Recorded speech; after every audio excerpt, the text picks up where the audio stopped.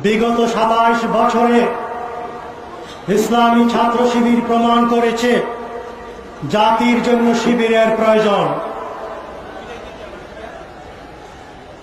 এই শিবির জাতিকে উপহার দিয়েছে এমন একটি সংগঠন যা শুধু সংগঠনই নয়, এটা হচ্ছে একটি শিক্ষা প্রতিষ্ঠান।